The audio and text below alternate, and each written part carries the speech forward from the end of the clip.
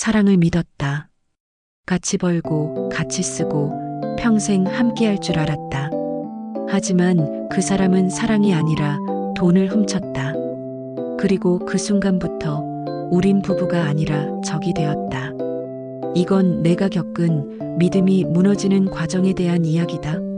우리는 주변 사람들이 부러워하는 부부였다. 나는 건축사로 중견 설계 회사를 운영하고 있었고, 아내 은주는 보험 설계사로 꽤 성공한 편이었다. 강남의 40평대 아파트, 수입차 2대, 해외여행도 1년에 2번씩. 겉으로 보기엔 완벽했다. 하지만 집에 들어서는 순간 그 완벽함은 가면이었다는 걸 느꼈다. 은주는 명품 쇼핑백을 들고 돌아오는 날이 잦았다. 거실 한편에는 한 번도 안 입은 옷들이 택이 달린 채로 쌓여 있었다. 나는 그녀의 소비 습관이 불만스러웠다. 우리가 아무리 잘 번다고 해도 한도가 있지 않은가. 어느 날 저녁 나는 참았던 말을 꺼냈다. 은주야, 이번 달 카드값 좀 봤어? 700만 원이 넘던데 좀 줄일 수 없을까? 은주는 주방에서 와인 잔을 들고 나오며 태연하게 말했다. 내가 번 돈인데 뭐가 문제야?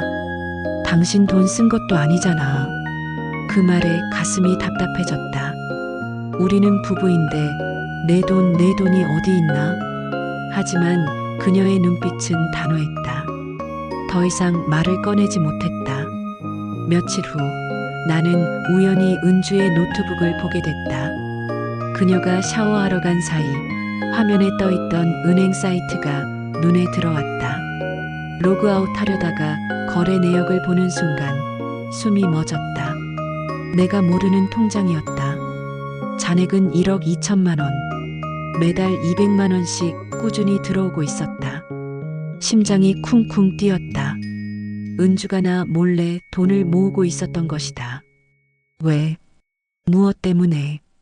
샤워실에서 물소리가 들렸다. 나는 재빨리 화면을 끄고 자리를 떴다. 그날 밤 침대에 누워서도 잠이 오지 않았다. 은주는 내 옆에서 평온하게 자고 있었다. 나는 그녀의 얼굴을 바라보며 속삭이듯 물었다. 은주야, 자고 있어? 대답이 없었다. 나는 다시 한번, 이번엔 조금 더 크게 말했다. 이 돈, 나 몰래 왜 모으는 거야? 은주의 눈이 번쩍 떠졌다. 그녀는 몸을 돌려 나를 쳐다봤다. 어둠 속에서도 그녀의 당황한 표정이 선명하게 보였다. 뭐라고? 내 비밀 통장 1억 넘게 들어있던데 그거 뭐야? 순간 방 안의 공기가 얼어붙었다. 은주는 아무 말도 하지 않았다. 그저 나를 빤히 쳐다볼 뿐이었다. 그 침묵이 모든 걸 말해주는 것 같았다. 우리 사이에 균열이 생긴 것이다. 그리고 그 균열은 돌이킬 수 없을 만큼 깊었다. 그날 이후 나는 은주를 다른 눈으로 보기 시작했다. 그녀의 모든 행동이 수상하게 느껴졌다. 특히 야근이라며 늦게 들어오는 날이 부쩍 늘었다. 전화를 해도 받지 않을 때가 많았고 받더라도 목소리가 어딘가 조심스러웠다. 의심은 독과 같았다. 한번 스며들자 온 정신을 잠식했다. 나는 결국 그녀의 뒤를 밟기로 했다. 이성적으로 생각하면 미친 짓이었다. 하지만 이미 이성은 작동하지 않았다. 어느 수요일 저녁 은주는 여느 때처럼 야근이라며 집을 나섰다. 나는 30분 후 차를 몰고 그녀의 회사 근처로 향했다. 주차장에 차를 세우고 기다렸다. 1시간쯤 지났을까? 은주가 회사 건물에서 나왔다. 하지만 차로 향하지 않았다. 그녀는 길 건너편 카페로 걸어갔다. 나는 차에서 내려 조심스럽게 뒤를 따랐다. 카페 유리창 너머로 은주가 보였다. 그리고 그녀 맞은편에 앉아있는 남자. 40대 초반쯤 되어 보이는 정장 차림의 남자였다. 둘은 진지하게 대화를 나누고 있었다.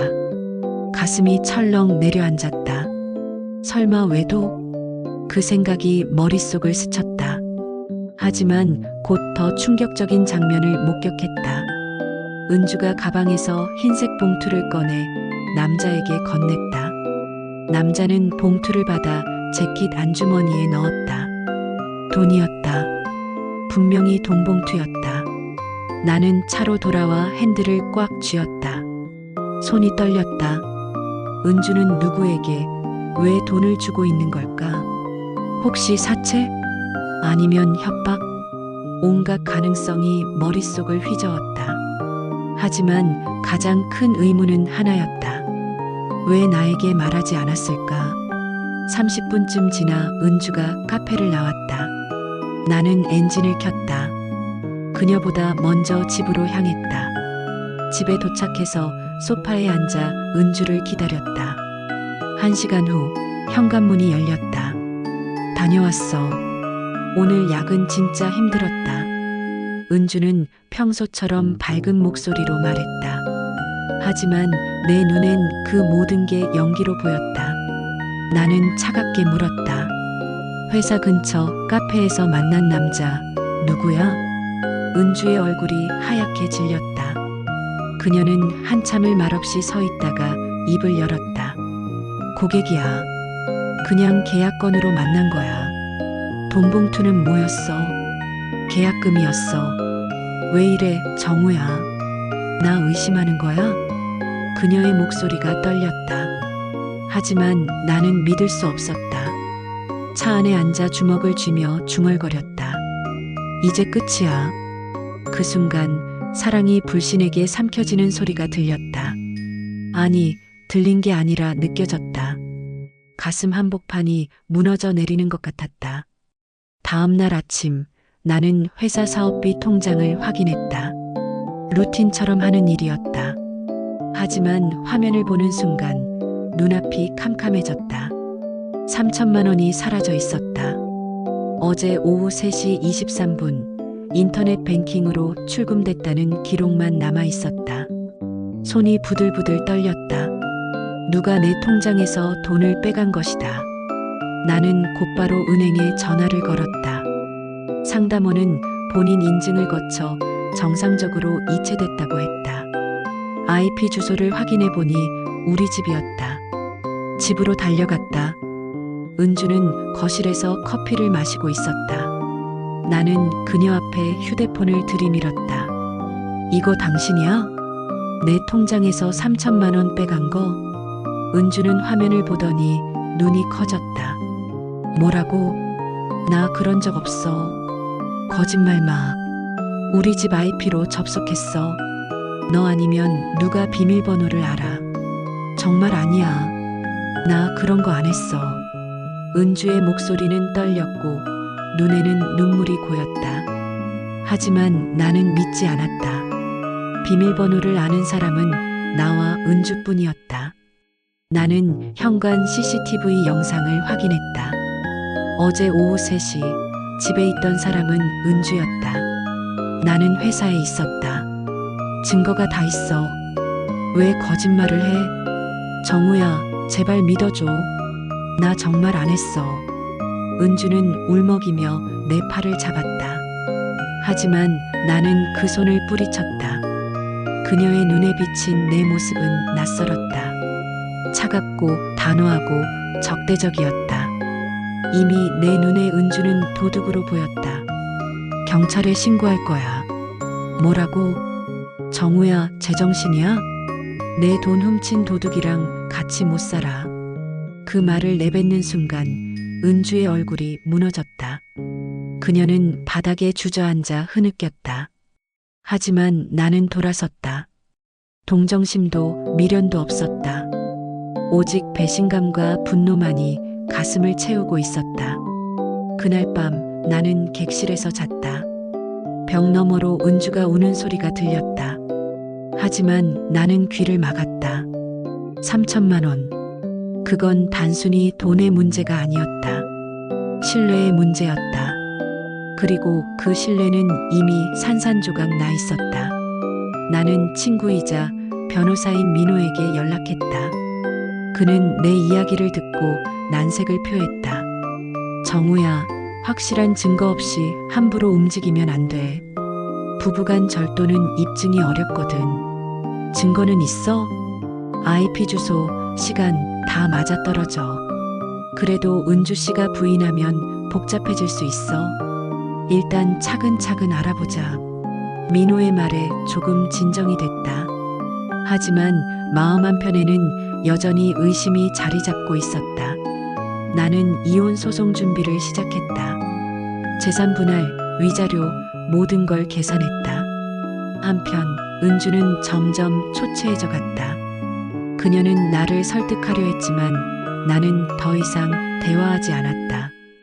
우리는 같은 집에 살면서도 남보다 못한 사이가 됐다.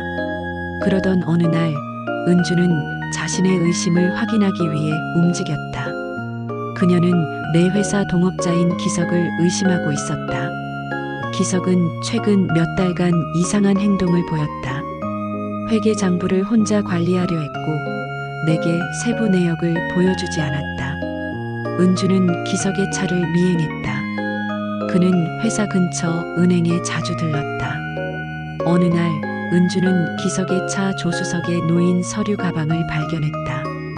기석이 잠시 차를 비운 사이 그녀는 가방을 열어봤다.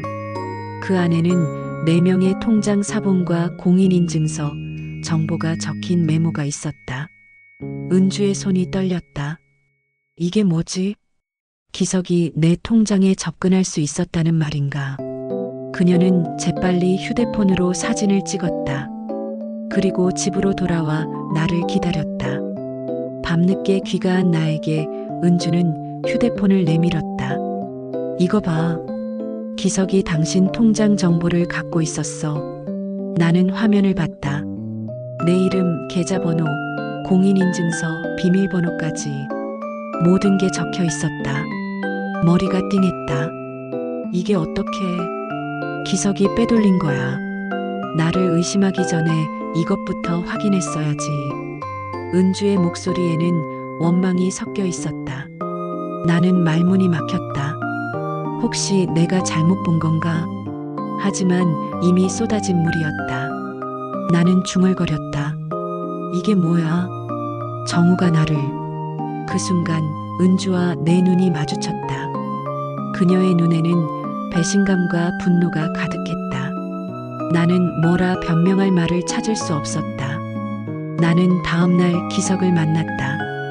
그는 태연하게 웃으며 내 어깨를 두드렸다. 정우야, 무슨 일이야?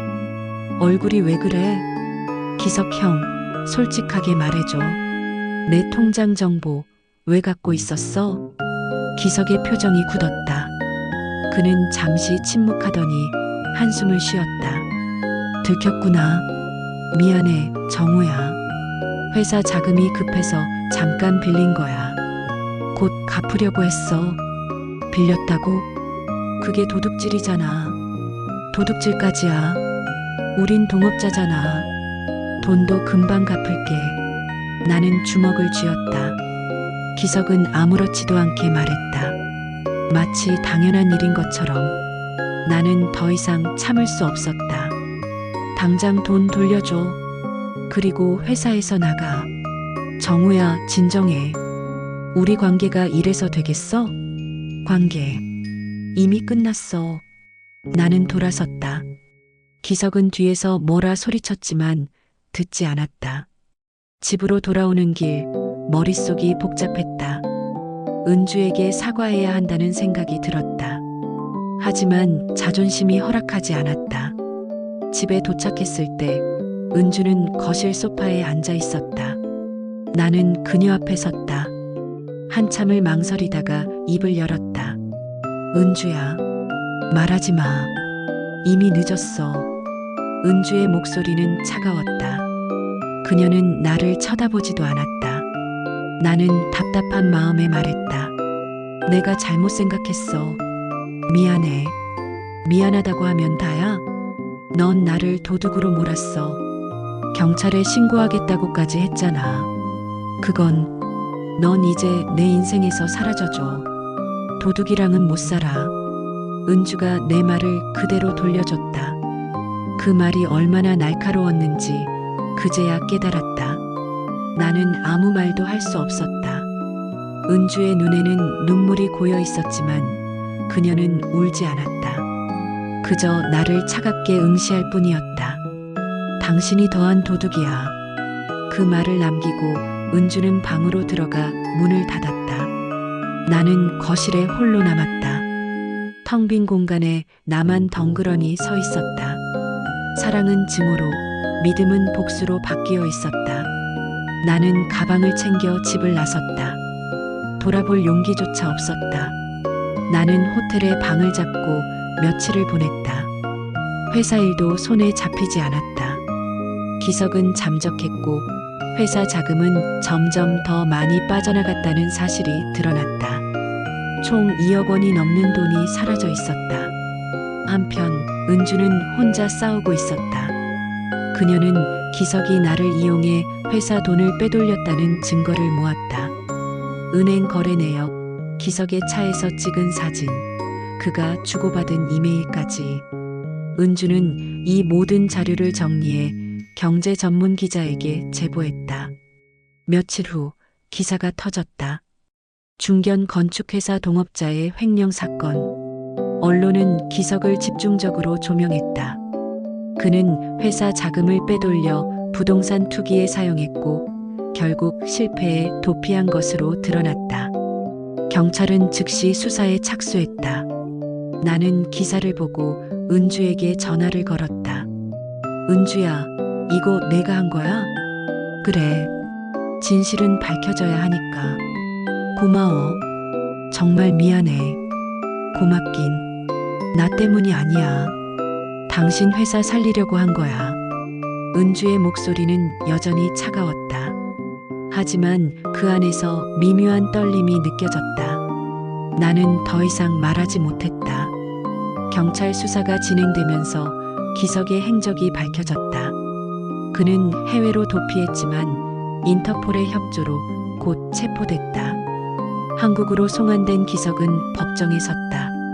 나도 증인으로 출석했다. 법정에서 기석은 나를 째려봤다. 하지만 나는 피하지 않았다. 판사는 그에게 징역 5년을 선고했다. 법정을 나서는 순간 기자들이 몰려들었다. 피해자 정호 씨, 한 말씀 해주세요. 실제 도둑은 남편의 동업자였다는 게 밝혀졌는데요. 플래시가 터졌다. 나는 마이크 앞에 섰다. 사람들이 지켜보는 가운데 나는 무너지는 듯한 표정으로 서 있었다. 승리한 것 같았지만 사실 난 모든 걸 잃었다.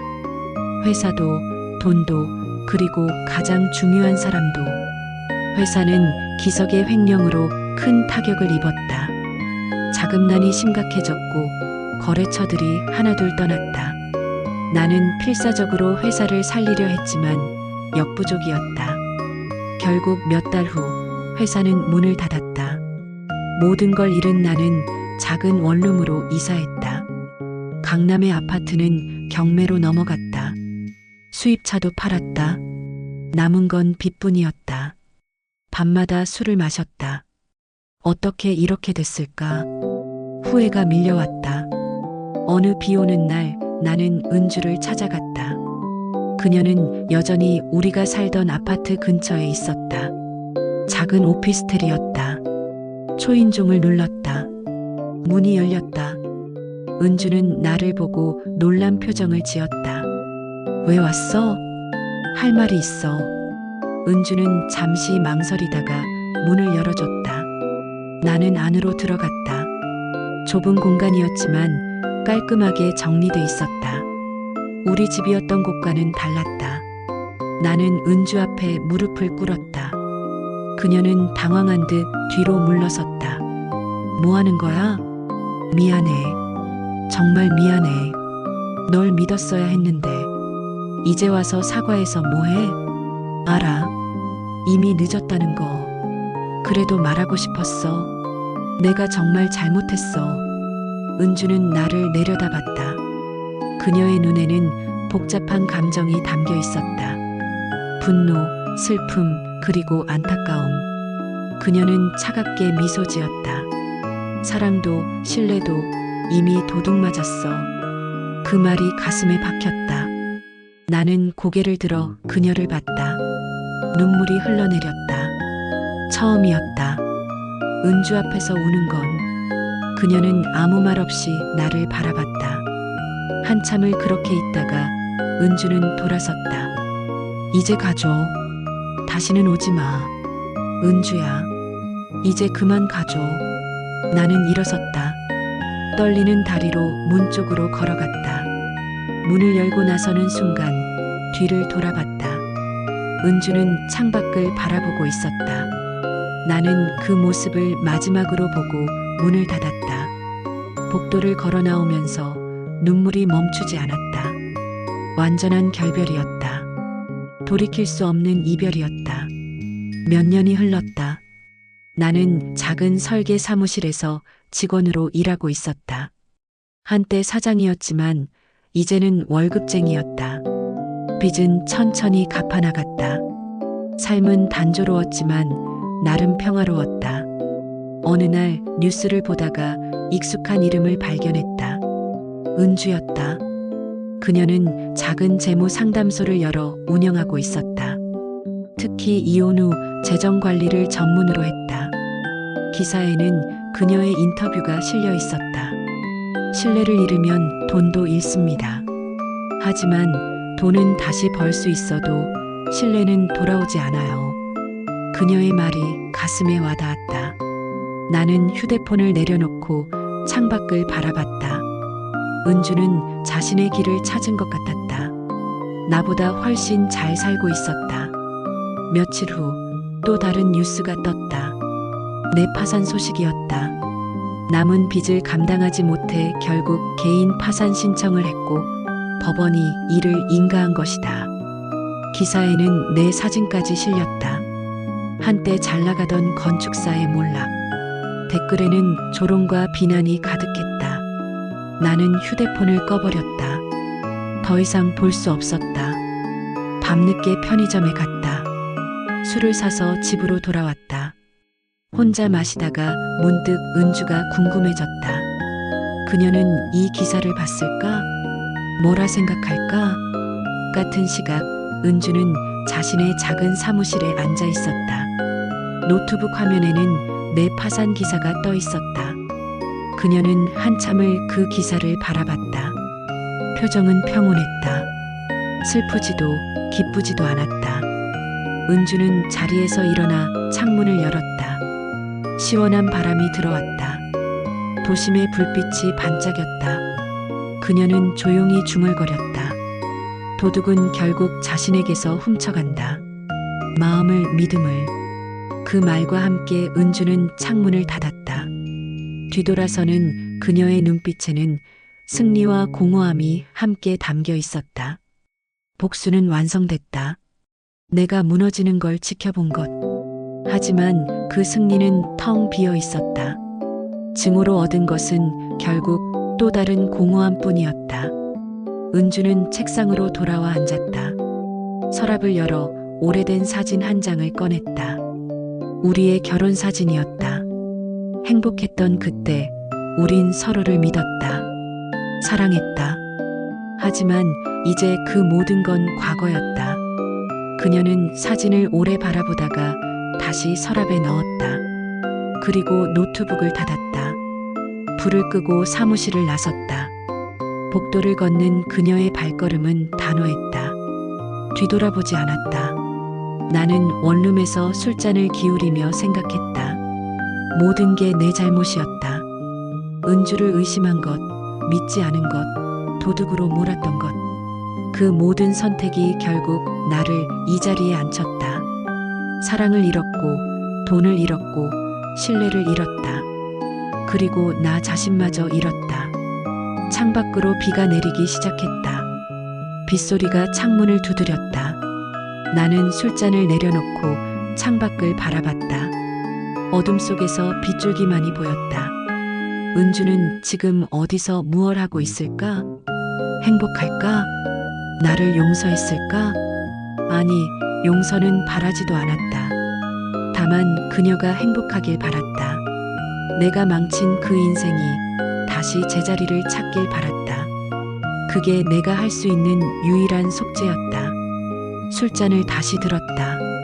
쓴맛이 목을 타고 내려갔다. 인생도 이렇게 쓰디쓴 것이었다. 도둑은 결국 자신에게서 훔쳐갔다. 내 마음을, 내 믿음을, 내 모든 것을.